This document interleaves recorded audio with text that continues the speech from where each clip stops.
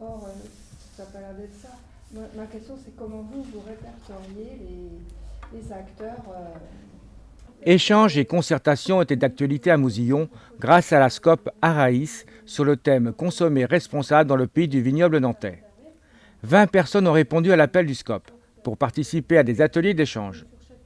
Un acteur d'importance, le syndicat mixte du SCOP et du pays du vignoble nantais, dont l'une des démarches principales est de consommer de façon responsable. Donc l'objectif, c'est bien de s'inscrire dans la démarche environnementale qui dit qu'aujourd'hui, la planète, eh bien, pour qu'elle vive bien, on a besoin d'avoir des actes réfléchis. Or, l'atelier proposé par la SCOP Araïs, là, c'était donc de dire comment devenons-nous des consommateurs responsables. Alors, consommateur responsable, il y a deux titres. Il y a, moi, quand je suis consommateur dans un supermarché, comment je réfléchis pour acheter. Et puis, il y a deux aussi, quels sont les réseaux qui peuvent exister, où les gens se mettent en relation et essayent entre eux de créer de nouvelles modes et de production et d'approvisionnement.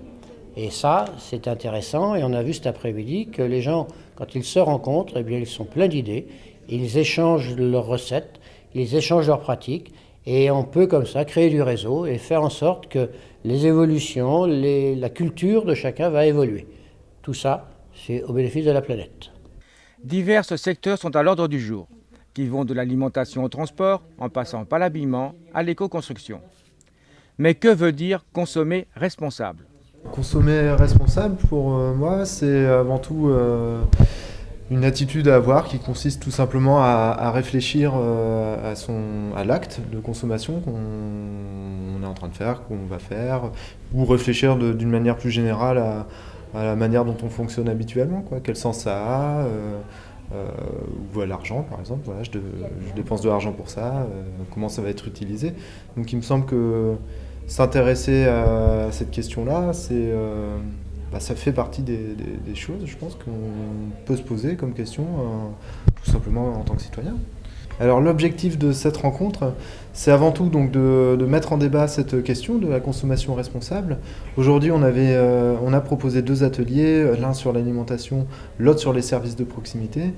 C'était à travers l'exemple de ces deux secteurs d'activité-là, de ces deux thématiques, d'inviter chacun à donner son point de vue, à partager son opinion et d'ouvrir le débat tout naturellement sur ce qui existe sur le territoire. Donc c'est d'essayer d'aborder ces choses-là ensemble pour ensuite voir est-ce qu'il n'y aurait pas quelque part des initiatives qui mériteraient d'être poussées, d'être valorisées justement et qui n'apporteraient pas des débuts de réponse, des tentatives de réponse à des situations un peu délicates. Un site internet est à la disposition de tout à chacun pour guider le consommateur responsable.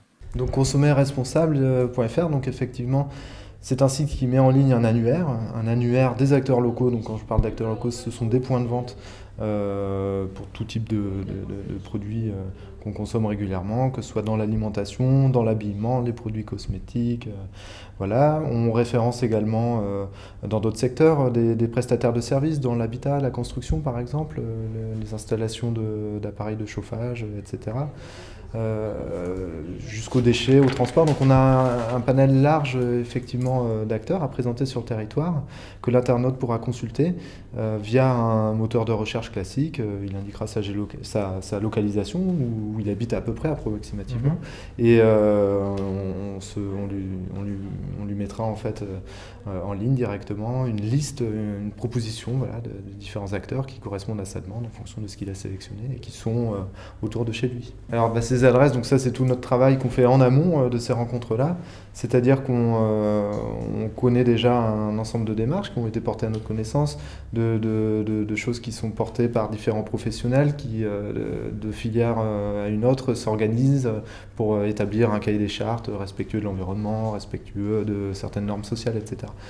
Plusieurs motivations responsabilisent le consommateur.